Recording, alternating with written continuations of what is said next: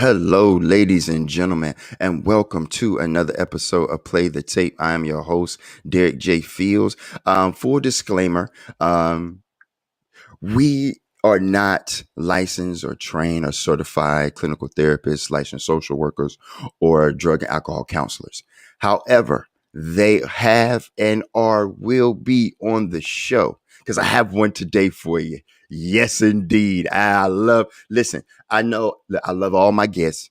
I love all my sisters and my brothers because I call them my sisters and my brothers because we have a commonality and a camaraderie in care and in love and in experience, strength, and hope.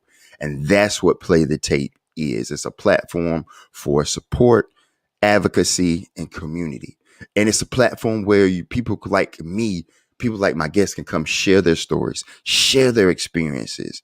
And in turn, that's hope. So my guest today is Tiffany, and she is a treatment placement specialist with Acadia Healthcare.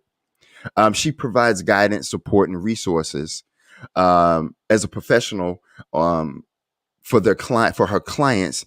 She assists in programs and options for individuals who have behavioral health needs, needing eating disorders, mental health concerns, and substance use concerns. She is certified abuse counselor, so she's a CSAC. She's also certified in clinical trauma specialist with the emphasis on addiction. She's been doing this, providing private practice for about 3 years now. She is a native of South Carolina, but she calls Virginia home for the past 23 years.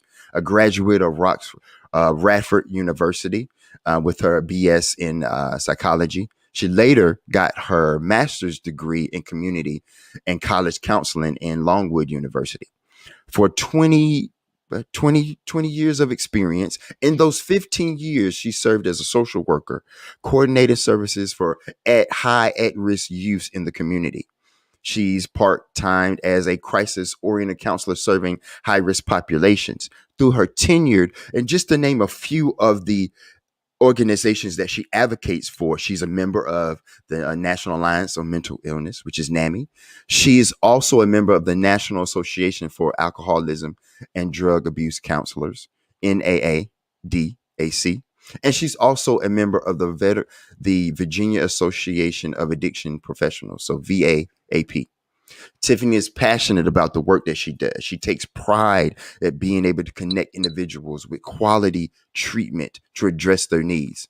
And in her words, I am only where I am today because of other people who've helped me. For that reason alone, I would never stop helping other people. I think that's fantastic. I think that is something that a little bit of foreshadowing that we're going to have in some of the talking points and some of her story that she's going to share today. So enough about me talking and everything. I'm ready for Tiffany to share her story. So the floor is yours. Welcome. I want to say thank you. I love you. And it's an honor having you on the show today.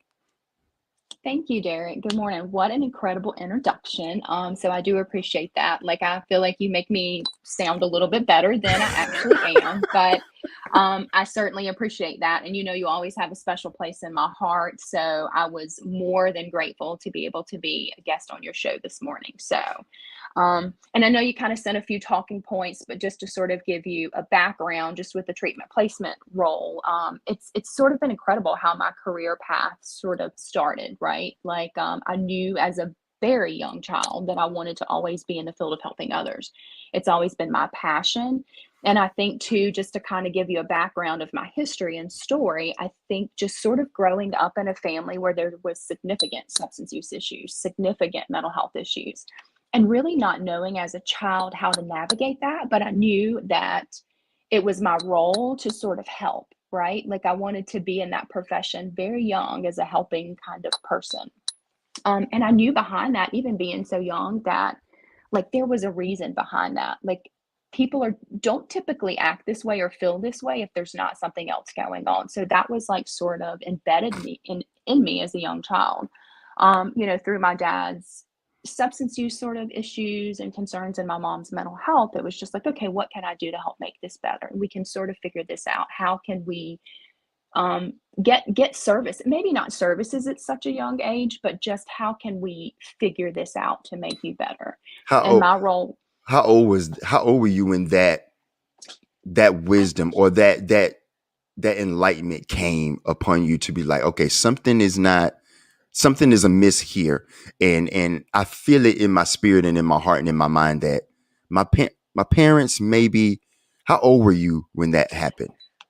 I would say, Derek, I was very young. I would say around 5 or 6. It's just when you Wow. start, when you're Hmm. little, when you're young, but you're old enough to kind of know something's not right, right? Like it's like something doesn't feel good, but also like I just came from that sort of passion as a young child. I was just like, well, let me see how can we make it better? Let me sit with my mom and comfort her.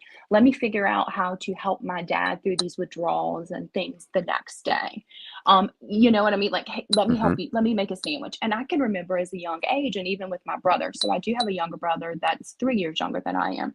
Same thing with him. It's just like, okay, like I have to help take care of him, right? Like he needs care. Let's get up and fix breakfast. So it was all of those things. And I say that to say this. It's just like that was just the probably the turning point in my life as a child. Is just like I want to be in this field. What can we do to sort of help people? And I remember just again because of the substance use, the mental health, and a lot of things going on in the family, we were involved with social services a lot. So like social services was coming to the home, and I remembered those like kind ladies that would come out. And again, my career started in social work. It's just like, ooh, I want to be able to be that person that comes to the home that helps that family say, hey, like I know you're struggling, but what can we do to sort of help you through this? What can we do to make the kids feel safe? What can we do to provide for your family that's going to help you guys be stable and stay together as a family? And I remember that at a very young age. And that was sort of like my childhood. We had opportunities to stay with other family members and stuff like that. And although that happened, and again, just being a social worker later in my life, it's like I wanted to be with my family. I knew that there were other things going on with them that we could fix, I guess, for lack of a better word. And I spent most of my childhood, my adolescence, like knowing this is the field that I want to be in. What Did can I you do to figure that out? did that ever harbor any resentment or any type of negative feelings towards your family being the quote unquote hero? Or because I've learned in treatment and I, like, again, disclaimer, I am not a therapist, but I know you are. But I know that there are different family roles that different people play. I had to Mm-hmm. learn that, and I've played two or maybe three: the hero, the mascot, the cheerleader, the humor guy. Like, um, Right. did resentment ever harbor in you, or you was just, I don't, there's no place for that. I'm a helper. I am a fixer. I am a doer. These are the things that I need to do to help my family, because I've seen these women come in and the care that they had. So was there any resentment, or that just didn't play a role? I wouldn't say that there was ever any resentment as a child. Now, like as you mentioned, just with the family system sort of model, like Hmm. everybody, like you said, has a role in the family. This is what the family dynamics are. Everybody sort of has their role in that. Um, and I think for me, the resentment came, but it was probably a little bit later on as I got older and I realized what things were sort of happening in the family and how I probably missed out on some things because of that, if that makes sense. Hmm. Um, because my dogs are starting to bark in the No, background. I apologize it's for more. that. No, it's morning. They're ready. Okay. Yeah, Yeah, it's like the mailman is that's coming. So that's fine. Yes. so we might have to cut some of that out. But I think when you get older and you realize, hey, all of these other kids my age, whether they're young or they're in high school, they're experiencing all of these sort of things and activities and participating in all of these extracurricular activities and events that I sort of missed out on, I think, a little bit. Now, that being said, I felt like I had a great childhood. I felt like my childhood was great. Our family stayed together the entire time. I know that my mom and dad both struggled with things, and they did. We missed a lot of opportunities and a lot of things throughout life because of that, but we had a lot of love. And I think at the end of the day, sometimes regardless of where you're coming from, what your family dynamics are, love is obviously the most important thing a lot of times. Well, maybe not the most important thing, but it's certainly an important thing there. regardless of what was going on, we had that love. I knew my dad loved me. I knew my mom loved me. I knew that I loved them like they were my parents. So I didn't see that I was missing out on too much until I got older. So I would say that's sort of when that resentment sat in. My mom tried to have us involved in activities, but sometimes because of my dad's addiction and her mental health, that sort of took priority. And it needed to a lot of times. Because of that, we were displaced Mm, quite a bit. So we were right. constantly moving and, different things. So again, and I think not being when people are not in situations like that, I don't know that they completely understand what those dynamics look like. And they're just like, oh, things are horrible and you have a bad family. And the reason why I bring that up is because later on I was judged by the family that I lived in, the family that I had. And it made me think differently. Like, right, it should be a matter of what happened to you versus what's wrong with you. And I think because of that, like I'm able to help more people because of those things. But I think we were judged a lot by that. But again, I didn't see that it was dysfunction really. I was just like, I'm helping. We're a family. We love each other. We're together at the end of the day most of the Right. time. Um, but the resentment did come later because it's when I was in high school and all of these people are doing all of these things. And it's Mm-hmm. just like, oh, I can't really participate in that because I need to be home to make sure people are taken care of, or I need to be able to be present for other reasons. But my focus was always, I've got to be home, like to take care of them. You know what I mean? And Mm-hmm. even as an adult, even as a mother or a professional in this field, it's the same thing. It's just like, and I know you and I chatted about that a little bit too. It's just like, what do you do to sort of make sure that you're good to take those calls? So when somebody calls me, like it's literally a matter of their life and death. So I sort of put everything else aside. And I step back into that caretaker role because again, at the end of the day, that's really, we're taking care of people. We are the link between whether they live or die sometimes. So that's just always been my mentality since I was a very young child. I appreciate that in having that humanity and that care, even as an early age, because that's something that uh, we're going to elaborate on and expand on later in the interview in the show. When as a teenager in your high school years, learning and seeing other kids and peers do different things and have different experiences than your own, but still having that caregiver mentality at such a young age. I feel like that's a blessing that God gave that to you and put that in your spirit in your heart at such an early age. I think that is man, that just blows my mind because you don't hear that. That's something that has to be learned, or if it even can be learned. You know what I mean? Um, for you, was there ever a point where that resentment or that little bit of animosity deterred you from the career path that you wanted to choose of being a caregiver? There was never any like, huh, okay, I want to be here, but I still got these responsibilities. I see Tiffany going this way, but I still got to make sure on this side, I still take care of these responsibilities. Was there ever any like deterrent or any, I don't knows, just, I'm not sure.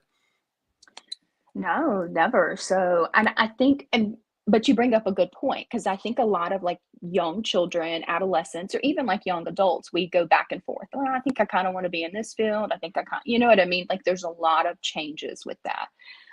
That was never the case for me. Like I knew from that young age, I will be on a career path where I'm helping other people, like whatever that looks like, social worker, counselor. And the counseling didn't come until later, but I just knew I wanted to be in a helping profession. Never changed my mind. I never even tried or attempted another career path. It's just like, this is what I know my calling is. This is what I know that I'm really good at. And I know every day that I save somebody's life. And even as a child, like I said, it was the same thing. It's just like, it's chaotic and it's hectic all of the time. But at the end of the day, we're alive. They're alive. We're able to sort of function. So, and I know that's like so crazy even to say out loud, but I knew that. It's just like we made it through another day. And I think sometimes just being in this field, as you know, it's just like with people that are struggling with mental health, addiction, or whatever they're facing. It's like at the end of the day, you really take that deep breath and a sigh of relief. I've made it through another day. And sometimes that's what we have to do. I think as professionals, as people, individuals, it's just like at the end of the day, we really have to just get through one day at a time. So how do you deal with, as a counselor, as a social worker, clinic certified, licensed, all these different organizations that you are members with, that you advocate with, having your bachelor's in psychology, having your master's in community and I apologize, and college counseling. How do you, as a person, handle your triggers, handle your trauma, handle your, even if you're not diagnosed, handle your depression, your sadness, grief, loss, because that happens to counselors too. People have this, I know, I'm gonna keep it on Derek. I know for me, when I was going in treatment for the first couple times, I didn't see the counselor or counselors as people. I was like, listen, I'm in crisis mode. This is life or death. I need treatment. I need help. Give me something. But we had to take a step back once I did treatment more than twice, Yeah. maybe a couple handfuls. And then Hey. I started understanding that these people that are giving me treatment, that are giving me my first aid kit, so I can get to the triage, they have lives too. So how do you manage your own mental health stability, knowing that you're a caregiver, knowing that this is the career path, knowing that day in and day out, I have people in the palm of my hands. I have their Mhm. lives, their livelihoods. And I think you bring up a really good point because we're all individuals. It doesn't matter if you're a professional, you're not a professional, like your background or whatever, like we all struggle with things at some point. And I think for professionals, clinicians, or just individuals altogether, I mean, you're constantly having to check yourself, right? Like you always have to say, hey, and again, like every day I'm seeing or talking to somebody every day, like to figure out where they're at. And when I get those calls, when I meet with those individuals, that is their moment of crisis. So that is like a last resort call for a lot of people. And they're desperate and they're in kind of this place where, again, and I know I keep saying this, it's really a matter of their life and death. So before I answer that phone, before I have that meeting with that person, I need to know that I'm going to be able to be present in that moment. I need to know that I have checked myself. And if I'm struggling with things during the day, I mean, we all do, because you never know what could happen. Like anything can happen at any moment in someone's life that could sort of change your mood or change how you sort of get through the day. But I constantly have to check myself. I have to know that I can be present in that moment with whomever when I'm doing that call, when I'm doing that face to face meeting with somebody. Because again, if I'm not coming from a place of compassion, care, concern, um, not allowing some of my other things that I've struggled with during the day to come across on those meetings, like you have to be very careful of that because people in the moment of crisis can pick up on those cues and it could really shut them down. So you never want to step into a meeting or a call with having some of that baggage.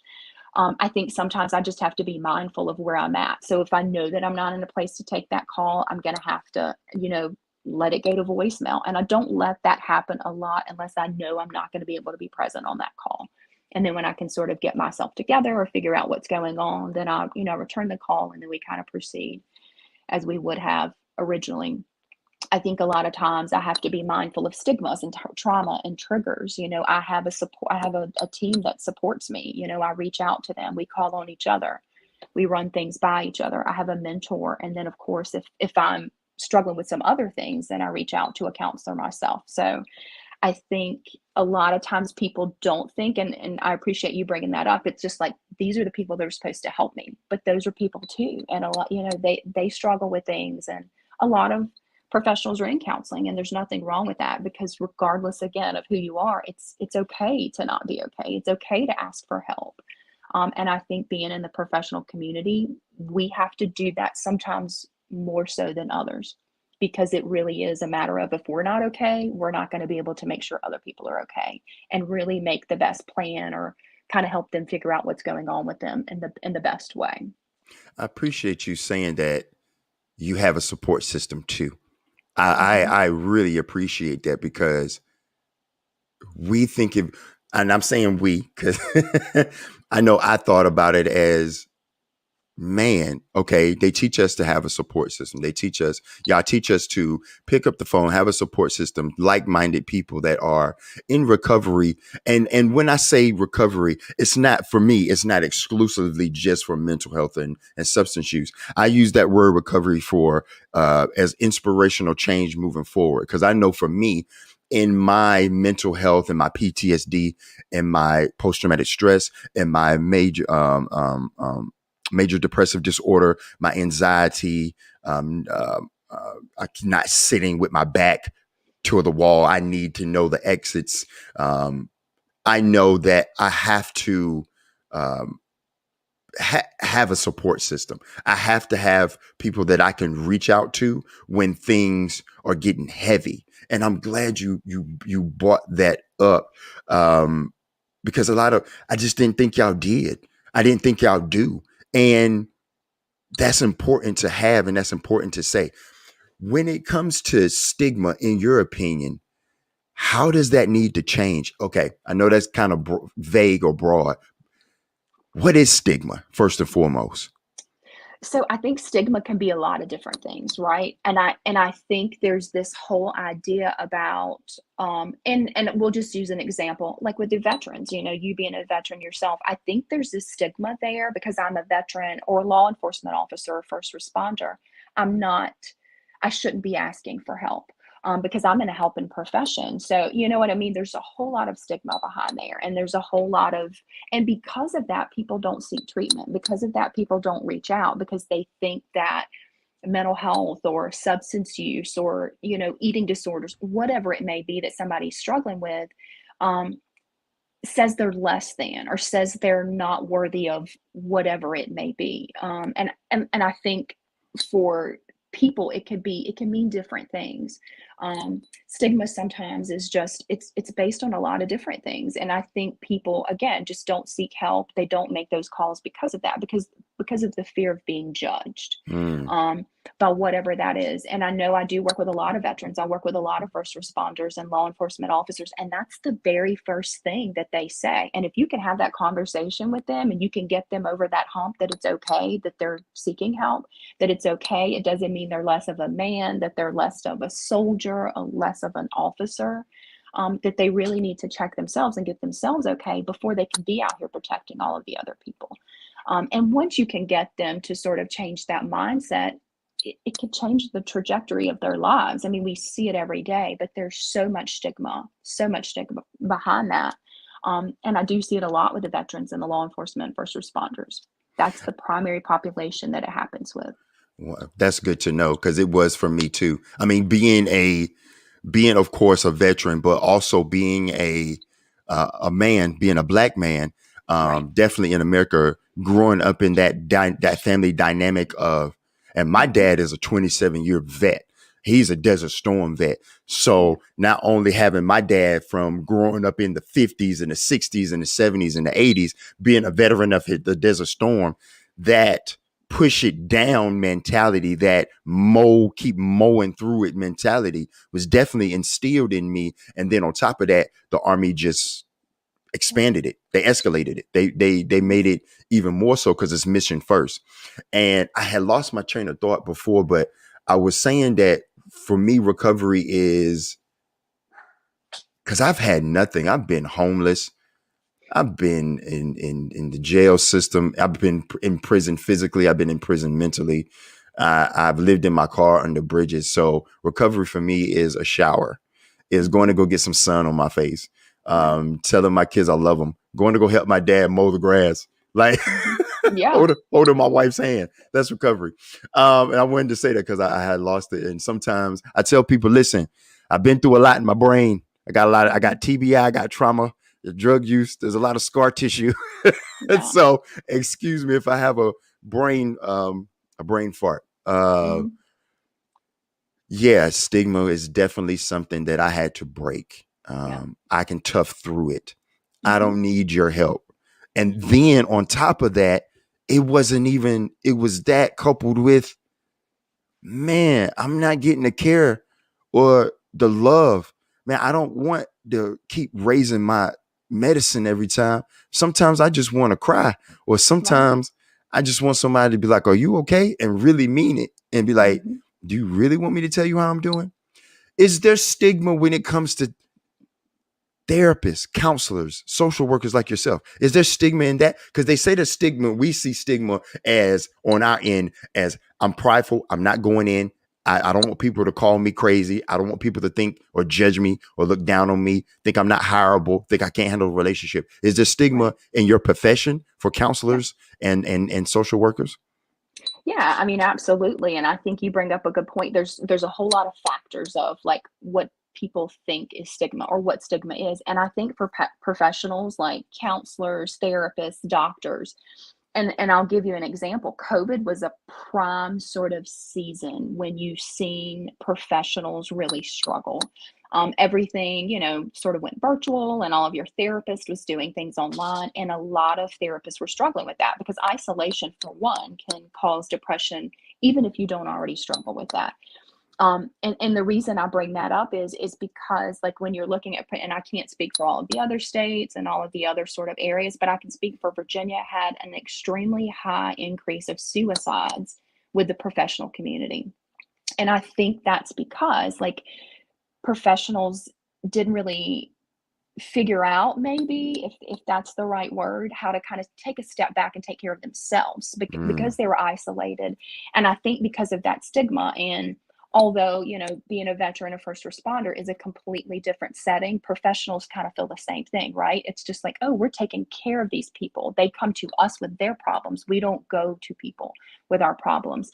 And not all professionals and therapists and clinicians have that mindset, but there are a lot out there that do. It's just like, I'm helping everybody, so I can't necessarily get help. But you know what? You can't pour from an empty cup. So I mm, say all of the time, like, you've definitely got to make sure you're in check, because I can't help Derek. I can't help, Jane Doe or whoever is calling in if I'm not taking care of myself. I can't fully give to you and commit to you and be present for you, to help you figure out things if I'm not okay. And I think a lot of therapists, again, just because of the numbers and statistics, you can definitely see that once COVID sort of hit.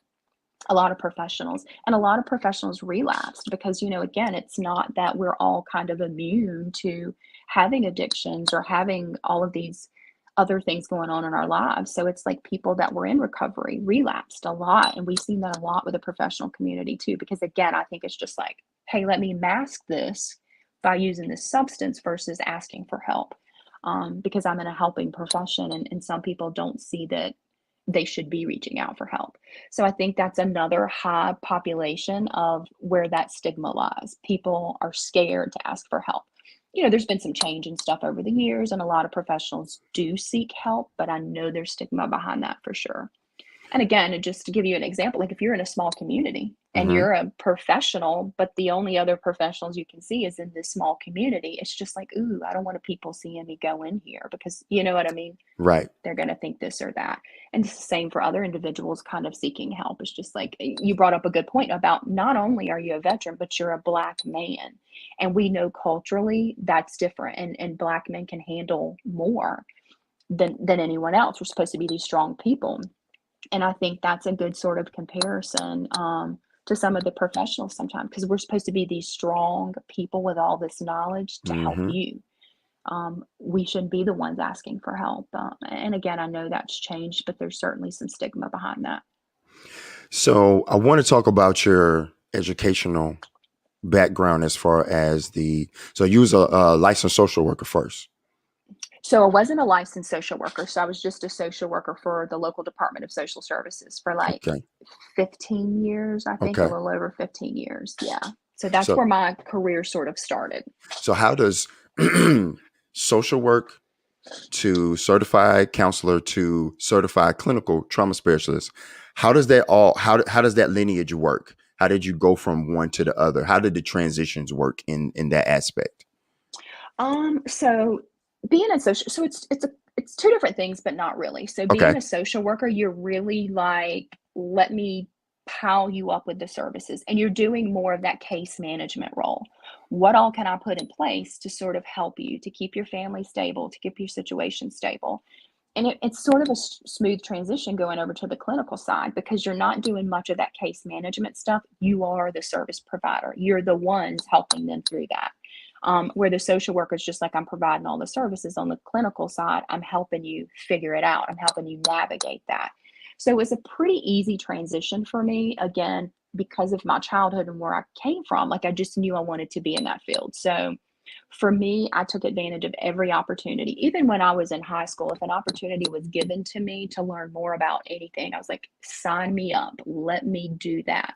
Um, as a social worker, same thing. Anytime there was like a course or a training or a webinar or like an in-person event, like I wanted to go. I wanted to learn as much as I could about not just addiction and mental health, but about family systems, about people, what people struggle with, like things to look for in situations in family that can kind of cue you into what's going on so you can provide the best service. So I just continue that. It's just like, okay, I feel like I want to go back and I want to be able to become a counselor. So let me just kind of continue my education, see what this looks like. Addiction was such a significant part of my childhood. And again, trying to navigate and figure out what was behind that. Like, why did he feel like he needed to do this? He's obviously mimicking something. And I wanted to know a little bit more about that. So I was like, I knew I wanted to go in the counseling field. I knew that addiction was going to be the emphasis that I took just because of that. Like, let me figure out why people think that this is what's going to help them, like mask what that is. And so I just dove deeper into that. And it's just like, once you kind of get to that level and you start learning about things, it's like, I can't stop. Like, I don't want to stop learning about this because every day and still now, even regardless of the webinars, the trainings that I attend, I can go to something tomorrow and learn something new. Like the different drugs that are evolving, the different things that people are struggling with, the different methods and treatment modalities. I mean, it changes every day. And there's not one person or there's not one treatment option that's going to work for everybody. Mm. So you're constantly having to figure out like what's going to be the best option for this person because they're presenting with all these things. This hasn't worked, this hasn't worked, this hasn't worked. But instead of giving up, let's figure out what will work. So anything that I can do to sort of educate myself and trying to figure that out and help somebody navigate that, like I go to all the things. And there's some really great, like, I want to say new age. I don't even know if that's the right word, but we'll use that word today. Okay. Yeah. There's some like new age kind of stuff. And it's really, I mean, and it works for people and it's beneficial. And I think sometimes when people start doing some of these out of the box thinkings for treatment, counseling, whatever that looks like, sometimes people look down on that. But then again, if it works for somebody and it's saving their life, I'm all about it. Let me learn it. Let me figure out how to implement it. And we'll do this. And like I said, because I think there's not a one-stop shop. There's not one treatment program modality that's going to work for everybody. Because if that was the case, we would have no deaths at all ever in our country or community. So I like, because one of the things we had talked about off air is how you stay relevant in your role. Mm-hmm. And I think you talked about, so I want an example of the new age and I want an example of tried and true. Let's just say tried and true. So this is a way that, okay, how do you stay relevant? I study, I attend, I go to conferences, I read, I study, I go to conferences, I talk to people, I talk to my support network because I can get a different perspective from what they learn. They might have found a new resource for the community that I haven't tapped into yet. So what is an example of to stay relevant in your role? What is an example of a new age and a tried and true? And kind of like you said, just staying relevant. I attend, participate, see what's out there, regardless of what that looks like, whether it's treatment modality or not. And I think the tried and true, and I'll give like a generic sort of example of that, just because I work with so many different populations. Right. So I think a lot of times with the tried and true, I mean, treatment, like if the longer that you can do treatment and the longer you can kind of stay in treatment, whatever that looks like, it could be inpatient, outpatient, but you kind of stay focused on that treatment and you continue to get that support. I mean, that's definitely a tried and true, regardless if you've got any treatment modalities involved. You're talking to somebody, you're kind of checking in with them, you're making sure that you have your supports. All of those things are important, regardless, and kind of what you said earlier. It doesn't matter what your recovery looks like or what recovery is to you or what you're recovering from. It's just that you're staying present in the moment and you realize that recovery is a lifelong process. So you stay involved with that recovery for the rest of your, I mean, unfortunately, that's how it is. You've got to kind of Yeah. stay involved for the rest of your It's the rest life. of your life. Yep. And whether you're checking in with a counselor weekly or whatever. So as long as you can kind of have those continued supports, absolutely tried and true, you stay in that, and that works for people. But I think outside of the box, and the reason why I say like new age outside of the box is just because people get a little bit leery of all of these new things. I mean, you've got ketamine treatments, you've got somatic experience, you've got EMDR, which has evolved a little bit. And EMDR doesn't work for everybody and it's not appropriate for everybody, but it does work for a lot of people. There's been some new sort of new age developments with the ART, a little bit like EMDR, but it's not as traumatic, and you don't have to kind of relive those experiences as you do with the EMDR. It's really kind of replacing those memories with something positive, and it's new age, and it's not been around. And I say it's new age; it's been around for a little bit, but it's just something else that they're looking, that. And I say they, providers as a whole, not necessarily just, in my profession, my facilities and things like that. But, and somatic experience, I'll give you a great example. We have a facility that's out in Arizona.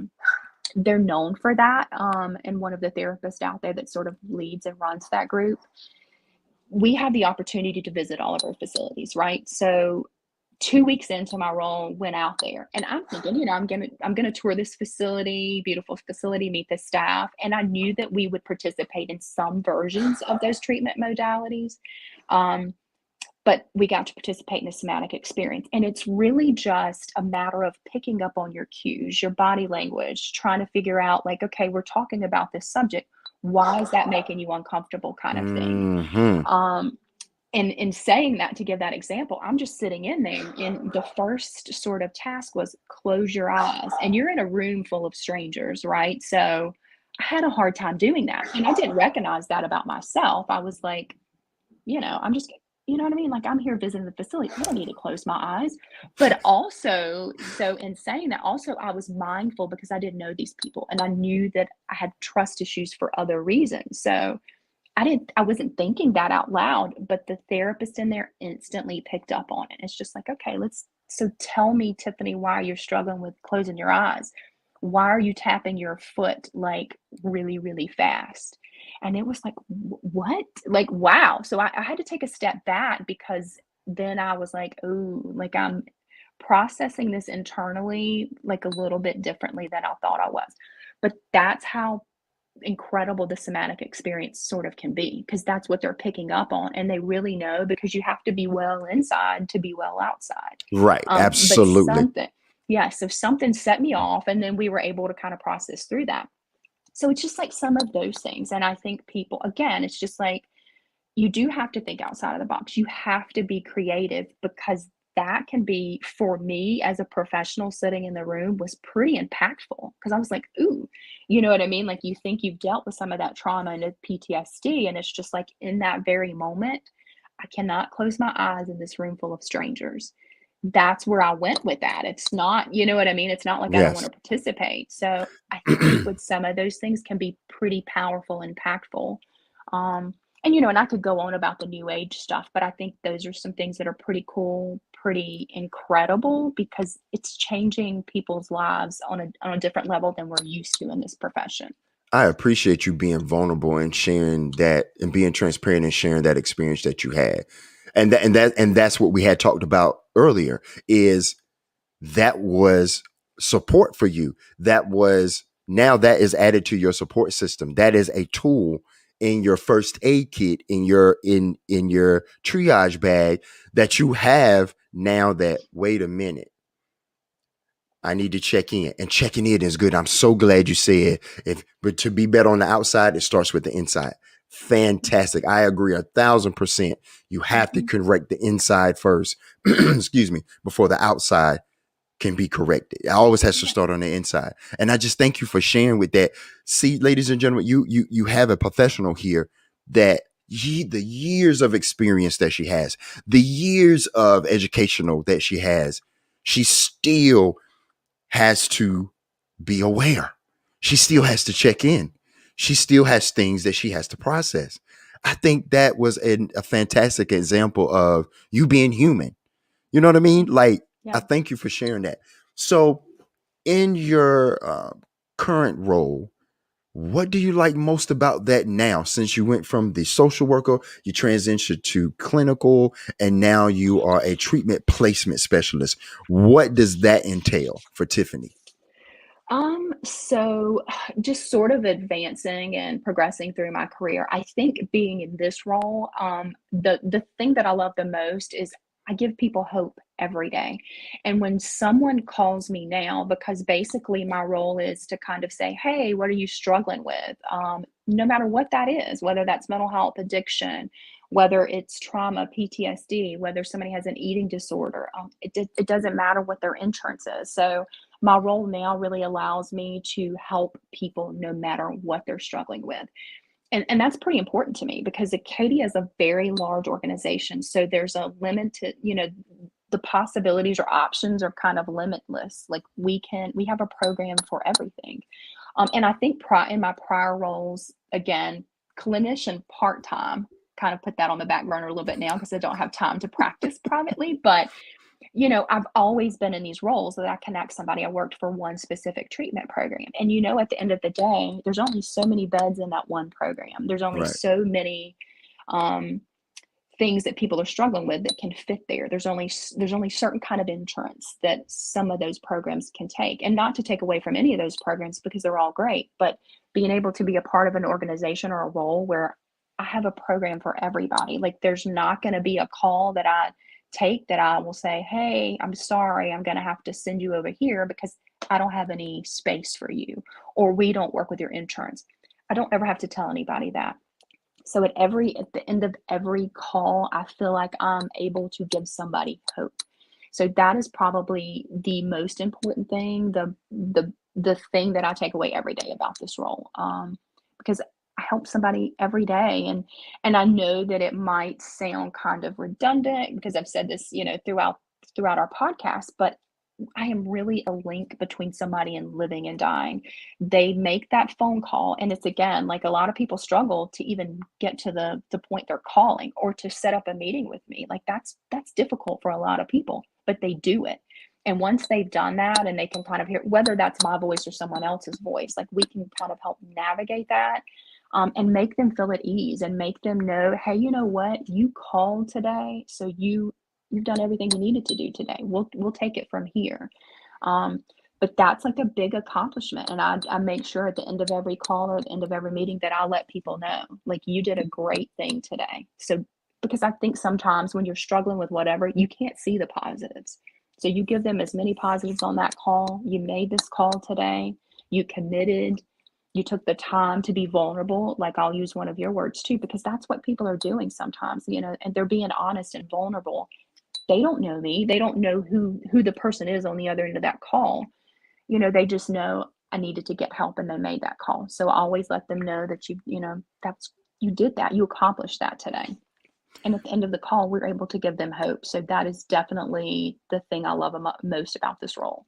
I love hope. I love hope. You gave me hope. You and Mr. Eugene gave me hope. And I thank y'all for that. I thank both of y'all for that because I was coming from Texas back to Carolina, and I had to get placed in a treatment facility in Virginia, and y'all definitely helped me with that.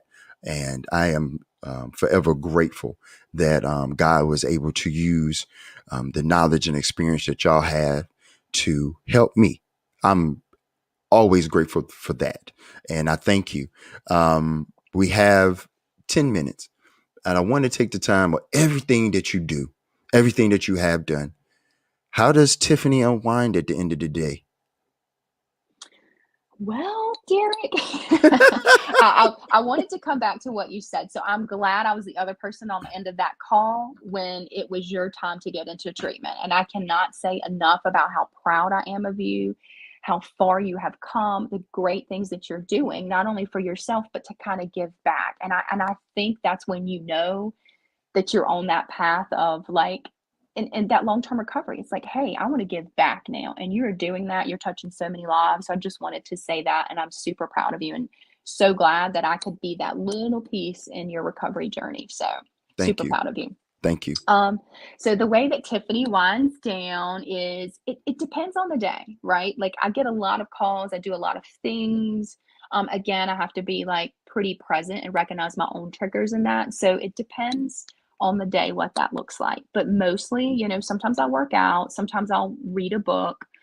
And sometimes I like to watch old classic TV shows. It's just the thing. I grew up like watching those with my parents and grandparents. So for me to sit down and binge watch the monsters, I mean, that's a pretty typical thing for me. Same. Um, Yeah. and some of my friends are just like, what are you doing? But for me, it's easy, it's classic. You don't have to do a lot of thinking, and I enjoy it. So I do some of those things. But I also wanted to kind of mention this. So I have a 1977 Oldsmobile Custom Classic Cruiser station wagon. Ooh. I love it, and her name is Edna, but just wanted to kind of get that plug in while we were here today.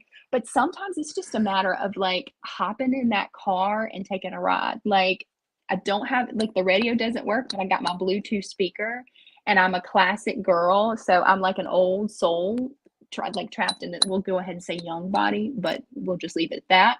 Um, and so I'm streaming like 70s music, like in my 77 station wagon, because I'm all about like the classics and stuff. And sometimes that's just what I have to do. Again, it depends on the day. But I'll ride that thing around on the back roads, listen to my music, and it's just like, cool. You get a minute to breathe. I'm not thinking about anything, but being in that moment. And I think that's what's important for everybody. It's just like what is it for you that allows you to be in the moment, just to step away from whatever it is. Um, so for me, each day it kind of looks different, but it's gonna probably end with something classic, whether that's my station wagon or a TV show. I like that. I like that. It's gotta stay classic. I like Got to that. be classic. That's your slogan. I like that. You Yeah. better go ahead and trademark that. You know what? I think I will. I'm gonna keep it classy. Keep Keep it it classic. classic. Yeah, I like that. Keep it classic. And that's what we were talking about, people. That is Tiffany's recovery. Like people think, oh, you're in recovery. What? But like, I took a shower today. I took a hot shower. I brushed my teeth. I got food. I got a belly full of food. I got a roof over my head. That's recovery. Driving in her classic Oldsmobile, listening to her 70s and watching the monsters. That's her. That's Tiffany's recovery. That's what she does, and it changes every day. And I'm with you. Mine could be. I grew up watching I Love Lucy, but I know the monsters Hmm. too. Yeah. Yeah, I Love Lucy. That's that her and Carol Burnett. Anyway, Oh yeah. I'm with you. You I'm speaking with my you. language. I'm with you. Listening to some oldies, but still goodies. I like riding too. I like driving and riding to music. I like working out. I like shooting hoops. Sometimes I like to. For me, I pray. I meditate. I read my Bible. I sit and just be sometimes, and in tune with myself, or self check in. So I appreciate all the things that you said here today. Um, if people want to get a hold of Tiffany as far as resources, um, what resources are out there for people, or how could people get a hold of Tiffany to get in touch with some of these resources that your organization provide, or that you can place people if they need help or recommendations? How can people reach you, Tiffany? So they can just call me on my cell phone. They can text me. And I'll give you. So do you want me to give you that like on air here? They can You call, text. It doesn't matter. you All the can give me time. your email, and then you can filter it out and vet that way. Okay. Absolutely. So give your email. They can reach you on your email, and then if it's someone that you want to connect with and give resources to, definitely give them your email. Absolutely. Yeah. So my email address, and I can certainly shoot this stuff over to you in an Hmm. email too. So my email address is going to be Tiffany Tiffany .leath Leath at acadiahealthcare.com. And that's going to be ACADIAHEALTHCARE.com. ALTHCAR.com. I think that's it. But Awesome. my work cell phone number too, I don't mind giving that out. It's Yes, 540. that, Yeah. yeah. It's 540-750-3655.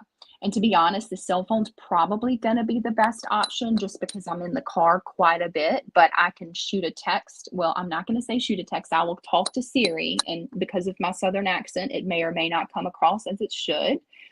But I will definitely talk that text back to someone. So I am typically available all of the time. If I'm in a meeting, I will shoot you a text to let you know, hey, I received your call. I'm in a meeting. As soon as I finish up here, I will give you a call back I or have kind that. of schedule a time. I have that problem too with Yeah. Google. Southern accent. Yeah. It's like, what Sometimes the it's world? like it's hard for it to pick up, but then I have to have to Yes. articulate and anything. I know. I'm like, I didn't say giraffe. Like, Right. who says that in a text Yeah, message? I didn't say that. I didn't say George. I didn't say Yeah. George. I did. I I was said like, enjoyed. I said yeah. enjoyed. Right. I'm like, really? So sometimes it's Oh, just easier to be like, hey, let me just text this really quick. So yeah, I'm happy to help. absolutely. I know you are, and you care. That's the important thing. You have that humanity, and you have that humility. You have both, and that's a in my experience that's rare. It's rare to find people in this profession that actually care. So thank you for that. You're a blessing for that. And I love you in general as the person you are, but I love you for that you care.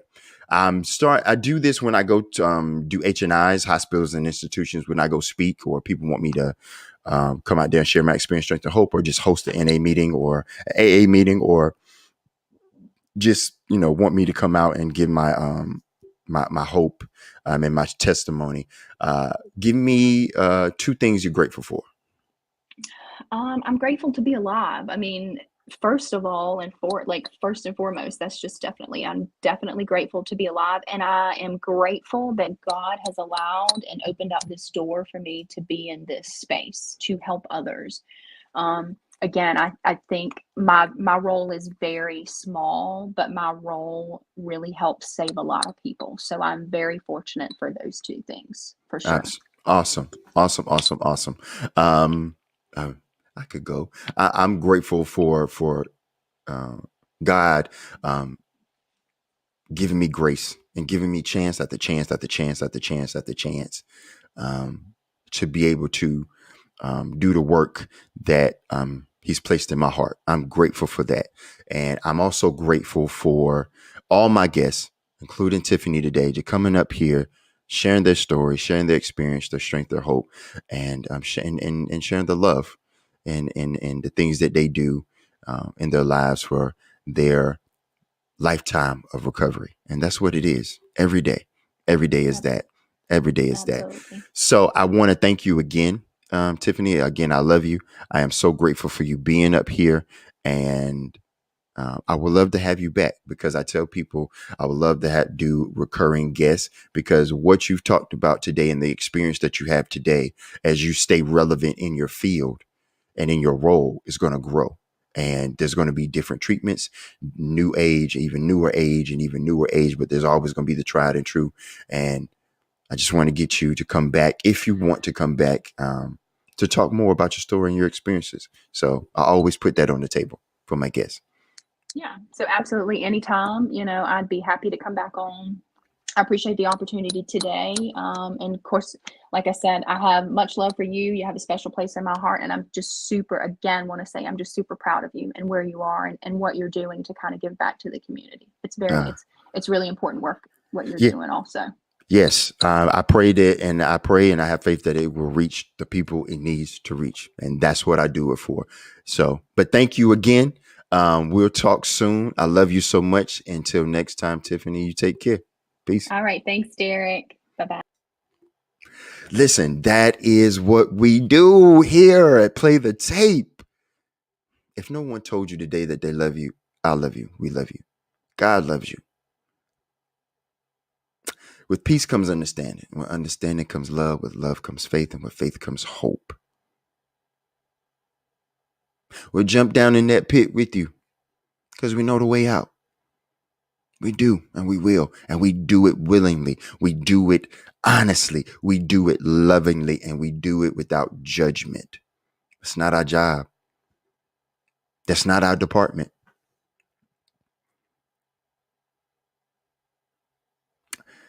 Just one day at a time, just for the day, just for the moment, just for the minute. Till next time, peace.